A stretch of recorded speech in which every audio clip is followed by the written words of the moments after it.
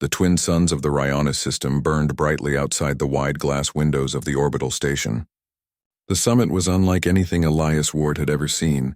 Ships of every size and color filled the docking rings, sleek silver cruisers from the Andari, living coral-like vessels from the Cathari, and massive black monoliths belonging to the Zayari Empire. The station itself was a floating city, with long halls of polished stone, glowing banners of every empire, and guards from a dozen species keeping uneasy watch. Elias was the youngest member of Earth's delegation. At 26, he was not a career diplomat. He had been chosen because he had a knack for languages and could adapt quickly. Earth was still new to the galactic stage, barely accepted by the Council. Most humans at home had no idea how dangerous and complex interstellar politics could be. Elias did. He had studied it, dreamed of being part of it, but now that he was here, he felt like a small fish tossed into an endless ocean. The summit chamber was filled with tension. Representatives sat in circles, each wearing their cultural dress or armor. The humans looked plain compared to the glowing robes, shimmering scales, and tall crests of feathers worn by others. Elias felt out of place in his simple black uniform. His role was mostly to observe and translate when needed. Yet his eyes kept drifting across the chamber, drawn to one figure who seemed to shine brighter than the rest. She was Princess Lyra of the Zayari Empire. The Zayari were tall, slender beings with pale silver skin that shimmered under the lights. Their eyes glowed faintly like gemstones. Lyra was their most guarded treasure, a royal daughter whose presence alone carried weight in every council session. She sat with her father's envoys, her expression calm and unreadable. Her long white hair flowed like silk, and her robes bore the crest of the twin stars. Rumors said she was cold and silent, a woman raised only to serve her empire. But Elias could not look away. During one of the breaks, when most delegates left the chamber to stretch or discuss matters in private rooms, Elias remained behind. He sat quietly at the edge of the human circle, watching Lyra from a distance. She had not spoken a single word during the sessions. She simply listened, her gaze sharp, her hands folded in her lap. Something about her stillness felt powerful, like she was holding back more than anyone could see. Elias leaned forward, resting his chin on his hand. He let out a sigh, one meant for no one but himself. And then, without even realizing how foolish it sounded, he whispered under his breath, "I wish I could marry her." He thought the words vanished into the air, swallowed by the hum of the station's systems. He thought no one could have possibly heard them. But the chamber was quieter than he realized. And the Zayari were not like humans. Princess Lyra's head turned, Elias froze. His heart slammed in his chest. Her glowing eyes fixed directly on him. For the first time, her lips moved, and with a calm, clear voice, she spoke a single word. Yes. The sound of it echoed in his ears. Elias blinked, certain he had imagined it. His mouth went dry. He scrambled to his feet, heat rushing to his face. I mean, he stammered. But the princess had already turned her gaze forward again as if nothing unusual had happened. Elias sat back down, his mind racing. Did she truly hear him? Did she actually answer? No, it was impossible. Maybe it was a trick of translation devices. Or maybe he had imagined the whole thing, and yet he knew what he heard. That one word carried weight, and it had been directed at him. When the rest of the delegation returned, Elias could barely focus. He kept glancing at Lyra, but she gave no sign she had noticed him. Still, he felt her presence more strongly than before, like a star pulling at him with invisible gravity. Later that evening, in the human delegation's quarters, Elias paced the floor. Ambassador Keller, the head of Earth's group, gave him a sharp look. "You've been distracted all day, Ward. This is not the time for mistakes. The other empires already see us as weak." "Yes, sir," Elias muttered, but his thoughts were elsewhere. He lay awake that night staring at the ceiling, replaying the moment in his mind. He had whispered something foolish, something no sane diplomat would ever say. And somehow the most powerful princess in the galaxy had answered him. Why, what did it mean? The next day his answer came. As the council session ended, a Zayari guard approached the human delegation. His armor gleamed like polished silver and his movements were precise. He bowed slightly before Ambassador Keller, then turned his glowing eyes toward Elias. "Princess Lyra requests your presence," the guard said. Elias felt the entire room freeze. The ambassador's jaw tightened. "Our junior delegate?" Surely there is some mistake? There is no mistake, the guard replied. She asked for him, alone. The humans exchanged nervous glances. Elias's stomach flipped. His heart raced, both in fear and something else. Something that felt dangerously close to hope. Ambassador Keller pulled him aside, lowering his voice. Listen, Ward, this could be a trap. Or worse, a political move. Do not embarrass Earth, do not say anything foolish. Do you understand? Elias nodded quickly, though his thoughts were still spinning. Yes, sir. He followed the guard through long halls of smooth stone and glowing light. Every step felt heavier than the last. He imagined all the things that could go wrong. Insulting her culture, making a mistake, or worse, being used as a pawn in Zayari politics. And yet, beneath all the fear, he could not deny the strange excitement building in his chest. At last, the guard stopped before a tall door marked with the crest of the twin stars. It slid open silently, revealing a chamber filled with soft light and flowing curtains of silver fabric. In the center stood Princess Lyra. She turned as he entered, her white hair catching the light, her glowing eyes calm and unreadable. The guard stepped out, leaving them alone. The door sealed with a faint hiss. For a long moment, silence filled the chamber. Elias felt his throat tighten. He bowed awkwardly. Princess, he said, his voice unsteady, I don't understand why you asked for me. Lyra studied him for a moment, then spoke in a voice as smooth as crystal. Because yesterday you spoke to me. Elias blinked, his stomach dropping. You heard that? Her lips curved in the faintest trace of a smile. My people hear more than others expect. We hear whispers, heartbeats, even the tremble of air. You wish to marry me. Elias's face turned red. He shook his head quickly. It was a mistake. I wasn't serious. I didn't mean... But you were honest, Lyra interrupted. Her gaze softened just slightly. No one in this summit speaks without layers of hidden purpose. Every word is calculation, every gesture a move in the game of power. Yet you whispered something simple, something foolish, something true. Elias could not find words. His heart pounded in his ears. He wanted to vanish, to hide, but her eyes held him in place.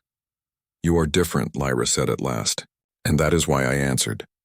Elias swallowed hard, his mind still racing. He had come here as no one, just a junior delegate with little influence. But now, standing before the alien princess, he realized one whispered mistake had changed everything, and though he did not yet know it, that single word, yes, was only the beginning. The chamber was quiet. Silver curtains swayed gently as the air system hummed. Elias stood stiff, his hands pressed awkwardly at his sides, while Princess Lyra studied him with those glowing eyes that seemed to see right through him. He had never been so nervous in his life. It was one thing to sit quietly in the shadow of ambassadors and watch powerful leaders argue. It was another thing entirely to stand face to face with a princess whose people could destroy Earth's fleets in a single strike. And yet here he was, being questioned about words he never thought anyone would hear. Lyra's calm voice filled the silence. Tell me, Elias Ward, why did you whisper those words? He shifted uncomfortably, his mouth dry. I didn't mean for you to hear me. It was just... He hesitated, then forced himself to continue. It was just a foolish thought, a dream. Nothing serious. Her expression did not change, but her eyes seemed brighter. And yet you said it. You wished to marry me. Elias wanted to crawl into the floor. I'm sorry. I know how it sounds. I didn't mean to insult you. I wasn't mocking you. Lyra tilted her head slightly. Insult? No. If anything, I was... Surprised. He blinked, unsure if he understood. Surprised? Yes. She stepped closer, her silver robe trailing across the smooth floor. Do you know how many speak to me each day? Kings, generals, merchants. They all use perfect words, polished like jewels. They hide lies beneath compliments. They all want something from me. Power, wealth, advantage. But you... She paused, her gaze steady. You whispered something without calculation. It was foolish, but honest. Do you understand how rare that is in this place? Elias felt his chest tighten. He didn't know what to say. He had expected anger or mockery, not this strange. Interest. He began slowly. I don't have anything to offer you. I'm not powerful. I'm not important. I'm just a junior diplomat from a young world. Earth barely has a seat at this summit. And yet, Lyra said softly, your words linger in my mind. The chamber grew quiet again. Elias shifted from foot to foot. He wished the guard would return, or that the door would open, anything to break the tension, but Lyra stood before him waiting. Finally, Elias found the courage to ask the question that had been clawing at his mind. Why did you say yes? For the fee, Lyra's face softened. Her lips curved. The sun had barely risen over the twin stars when alarms shook the summit station. Elias was brushing his hair when the first warning sirens rang, a harsh metallic cry that echoed through the polished halls. At first he thought it was a drill, another precaution against the countless security threats of the galactic summit. But when the lights shifted from white to deep red and the station's central speakers blared a warning in multiple languages, he knew this was no drill. All personnel, take immediate cover. Unauthorized fleet approaching station. Lyra appeared at his side in an instant, moving with the grace and confidence of someone trained in danger. She had no guards with her, only Elias beside her. Stay close, she ordered. Her voice was calm but carried authority that made his heart pound. Are they attacking us? Elias stammered, his mind racing. Yes, Lyra said simply. Rebel factions from the outer systems. They seek to assassinate me and destabilize the Zyari Empire, and now they threaten everyone here. Elias swallowed hard. He had studied wars and diplomacy, but nothing in books had prepared him for the reality of a rebel fleet entering the orbit of the station. From the observation window, he could see streaks of alien ships moving fast, black silhouettes against the sunlit void. Energy weapons flared as some of the station's outer defenses engaged them. The human delegation panicked. Ambassador Keller shouted orders, but the humans were few and their ships were small. In the chaos, it seemed like nothing could stop the incoming fleet. Lyra grabbed Elias's hand, dragging him to a secure command corridor. You stay here. Earth has no stake in this, I know. I can't just stay here, Elias shouted. I have to do something. Lyra's glowing eyes narrowed. And what could a human do against their fleet? Elias's mind raced. I can try to help evacuate delegates, maybe control the transport systems. I know the station's layout better than most. Lyra considered him for a moment, then nodded. Then you will. Together they ran through the corridors. The sounds of explosions shook the floors and alarms rang in every hall. Delegates from other empires screamed, some tripping over each other in panic. Humans hurried to assist, though their small bodies and ships were hardly prepared for a full-scale attack. Elias's first task was simple: guide the council members and smaller delegates to safe chambers. He remembered the blueprints he had studied days ago. He led groups of terrified aliens through side corridors, using hidden elevators and maintenance shafts to bypass areas under attack. His calm direction, even with his heart racing, earned some surprised nods from the aliens he helped. Some even whispered that Earth's weak human could think like a true strategist. Meanwhile, Lyra moved with deadly precision. She guided her personal guards and used hand signals to direct security drones. Despite her calm, her every move radiated tension. Elias had never seen someone so powerful yet so focused. Not a trace of fear in her eyes.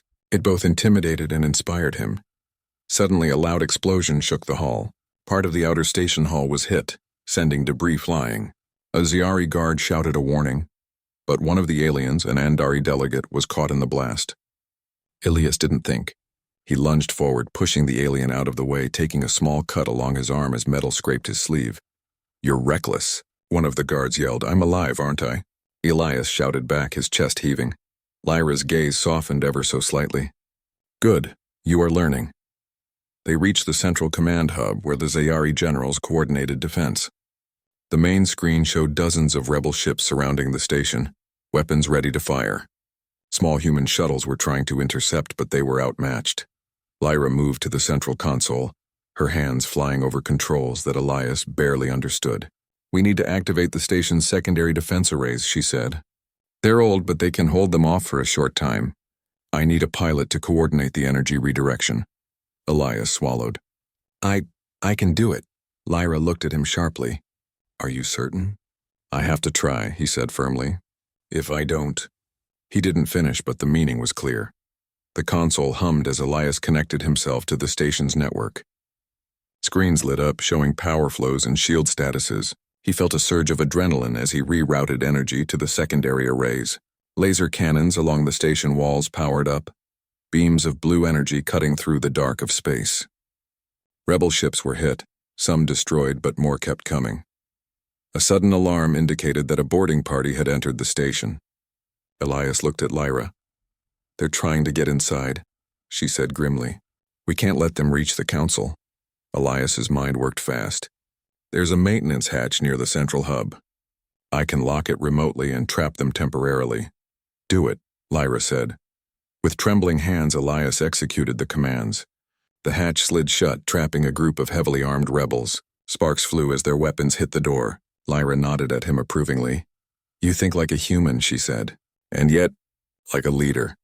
Elias felt a strange pride even as the chaos raged around them. For the first time he realized that humans, though small, underestimated, and new to galactic politics, could make a difference. Quick thinking, adaptability, and courage could matter more than strength alone. Suddenly, a massive explosion shook the station. The floor beneath them tilted, sending Elias stumbling. Lyra grabbed his arm, steadying him. "That was close," she murmured. From the observation window, Elias could see a Zayari cruiser ripped in half, burning as it drifted through space. He felt a chill run down his spine. This was real. The war had reached them, and he was no longer just an observer. Lyra turned to him. "You saved lives today," she said softly. "Not with weapons, but with your courage.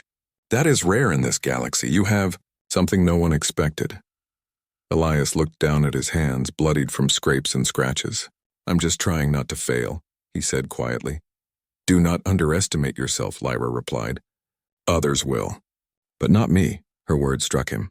They were not a command, not a compliment, they were recognition. For the first time he felt seen, truly seen by someone whose world was so different from his own. The rebel fleet was eventually repelled, but the cost was high. Parts of the station were damaged, many ships destroyed, and casualties on both sides were heavy. Yet amidst the devastation, Elias and Lyra stood together in the central hub, breathing heavily, looking at the aftermath. "Humans are more capable than I thought," Lyra said, her glowing eyes scanning him. Elias smiled faintly. "We have to be. Otherwise we wouldn't survive." Lyra regarded him in silence for a long moment, then nodded. "You have earned your place here, and more. You have my trust." Elias's chest swelled with a mixture of pride, relief, and something deeper he could not yet name. Trust from the most powerful princess in the galaxy was a heavy burden, and a powerful gift. Later, when the station finally stabilized, the council convened again. Rumors of Elias's bravery had already spread. Delegates who had mocked him before now looked at him with cautious respect. A few whispered among themselves, speaking of the small human who had saved delegates and thwarted rebel boarding attempts. Ambassador Keller, pale and exhausted, approached him in the quiet corridors. What have you done? The galaxy will remember today. Whether it is a blessing or a curse, I do not yet know." Elias rubbed his arm where he had been cut. "I did what I could," he said simply. "It wasn't anything special." Keller shook his head. "It was more than you realize. You have shown humanity is not weak, that we can act when others hesitate. Don't forget that." Elias nodded, still processing everything. He thought of Lyra, standing quietly beside him in the chaos, unshaken by fear, her trust in him absolute. And he realized something important. This was no longer just about whispers or stolen glances.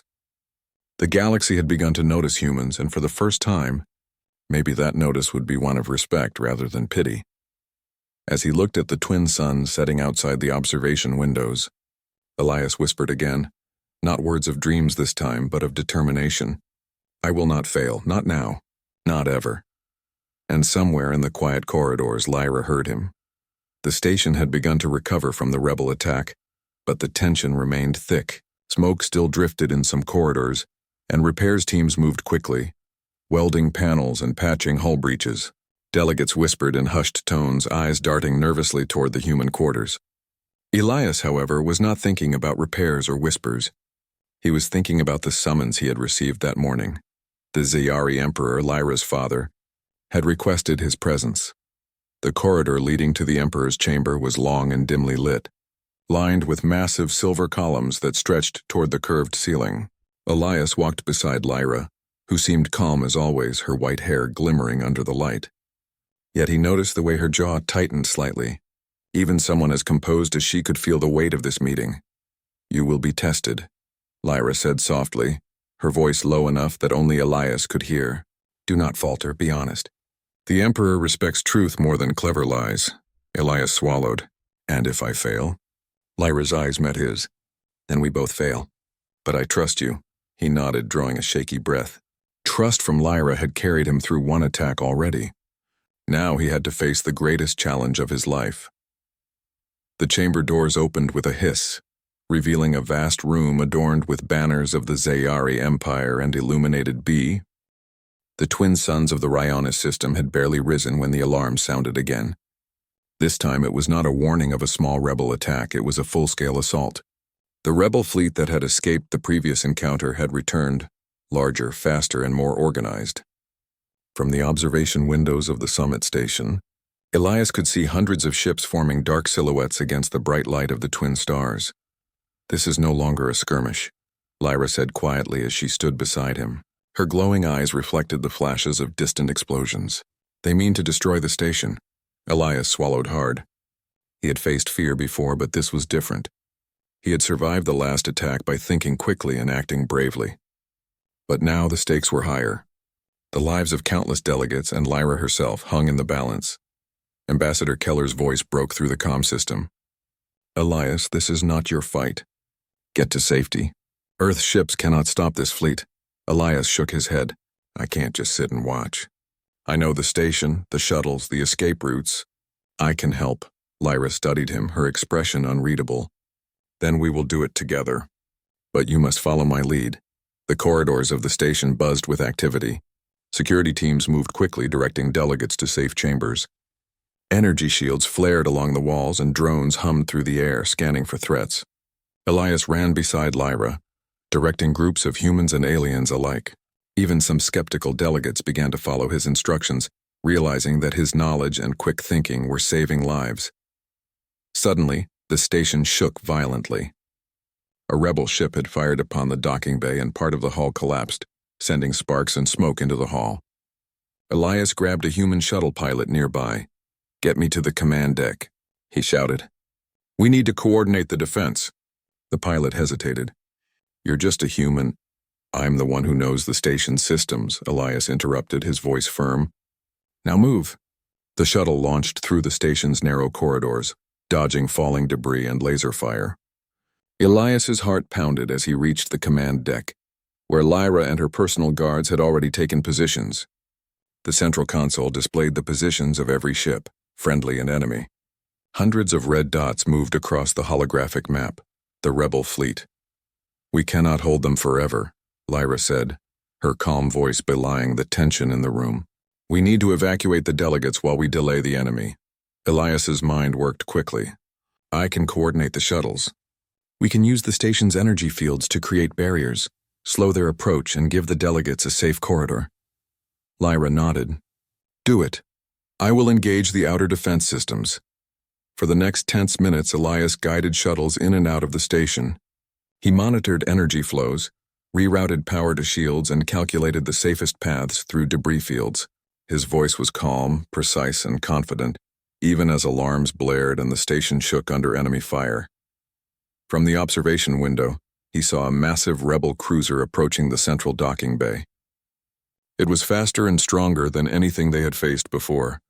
Lyra moved to the console, her fingers flying across controls as she redirected weapons and shields.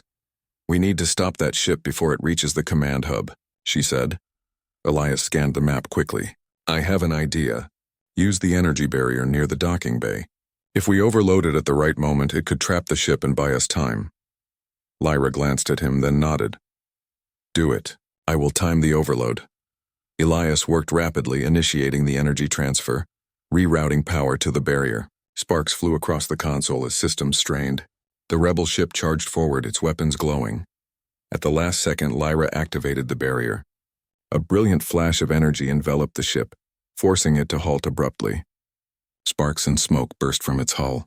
It struggled against the barrier, buying precious time for the shuttle evacuations. The remaining rebel ships had begun to adapt, but the coordinated effort of Lyra, Elias, and the station's defense systems allowed the delegates to escape. Humans and aliens alike moved with renewed hope, inspired by the courage and skill of the human at their side. Then, A new threat appeared. A boarding party, heavily armed, had entered the station and was heading toward the command hub. Lyra's personal guards moved to intercept, but Elias saw an opportunity. "I can stop them," he shouted. "I know the maintenance tunnels. If we collapse the passage behind them, we can trap them temporarily." Lyra looked at him sharply. "It's risky." "It's the only way to protect the delegates," Elias said firmly. Lyra hesitated, then nodded. "Do it." Elias ran into the maintenance tunnels, using the narrow passages to move unseen. With precise timing, he triggered a controlled collapse, sealing the boarding party in a small section of the station. Sparks and dust filled the air, but the path to the command hub was safe. Returning quickly, he found Lyra coordinating the final phase of the defense. The rebel fleet was beginning to retreat, unable to break through the combined human and Zayari tactics. Lyra turned to him, her glowing eyes softening. "You did well," she said quietly. "Your courage saved lives today, Elias. More than I could have imagined." Elias felt a warmth spread through him, but he shook his head. "I didn't do it alone. You were there too. We did this together." Lyra's gaze lingered on him.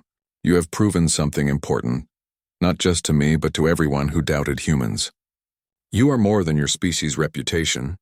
You are a human of courage, and that matters in ways many do not understand." As the station settled into temporary safety, Lyra moved beside him. "Now there is something I must say in front of everyone," she whispered. Elias looked at her, heart hammering. "Say what?" She smiled faintly. "You do not have to whisper anymore." Together they walked into the central chamber where the remaining delegates were gathered. All eyes turned toward them. Whispers spread like wildfire. Some envoys scowled, others watched in disbelief. Lyra raised her hand. The room fell silent. Today the station survived because of courage and quick thinking, not because of status or birth. A human, Elias Ward, guided us, saved lives, and proved that even the youngest and smallest can make a difference in the galaxy. Gasps filled the chamber. Eyes turned to Elias, who felt heat rush to his face. He could barely speak, overwhelmed by the attention. Lyra's gaze found his. "I choose him.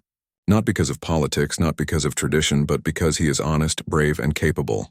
He is my choice." A stunned silence followed. Then murmurs erupted, some in shock, some in anger, and some in awe. Elias could hardly breathe. He had never imagined anything like this. A whisper had begun it, and now in front of the entire summit, Lyra had declared her choice openly. The Zayari Emperor's eyes narrowed. He rose slowly, his glowing gaze sweeping the room. "You have done well, human," he said to Elias. "Perhaps the galaxy has underestimated you. But the choice of my daughter, that is hers to make." Lyra stepped closer to Elias, her hand brushing against his. "See," she said softly. "The choice is ours, not theirs, together." Elias swallowed hard, his throat dry. I never thought this would happen. I was just a whisper. Just a foolish dream," Lyra smiled. And yet that whisper changed everything. The delegates slowly began to understand. Humans, once seen as insignificant, had proven themselves capable of courage, intelligence, and leadership. And in the center of it all stood Elias Ward, a young human who had risked everything and earned the respect of the galaxy. As the sun set over the twin stars, Elias and Lyra stood side by side, their hands brushing lightly. Around them, the galaxy whispered in surprise, disbelief, and newfound respect. But in that moment, all that mattered was the human beside the princess and the bond that had begun with a single, whispered word.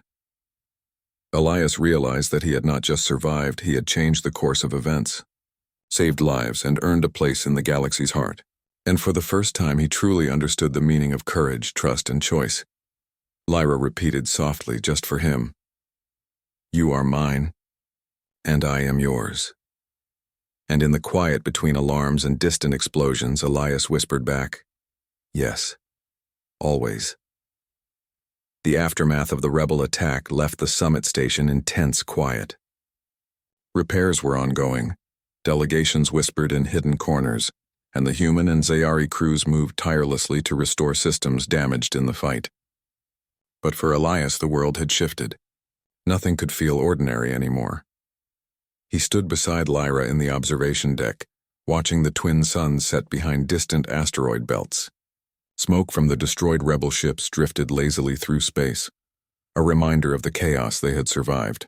Yet in that calm, Elias felt the weight of everything that had happened, the attacks, the council's judgment, and the declaration of choice that Lyra had made. "Do you ever regret it?" Elias asked softly, almost afraid of the answer. Lyra turned to him, her glowing eyes steady. "Regret? No. Courage, honesty, and strength are rare in this galaxy. I chose you because you have all three. You proved it not once but twice." Elias's heart swelled. He thought back to the whispers, the small acts of bravery, the calculated risks he had taken. None of it felt like enough to deserve her trust. "I still feel unworthy," he admitted. "Then let me remind you," Lyra said gently, placing her hand over his. "You saved lives when others would have hesitated.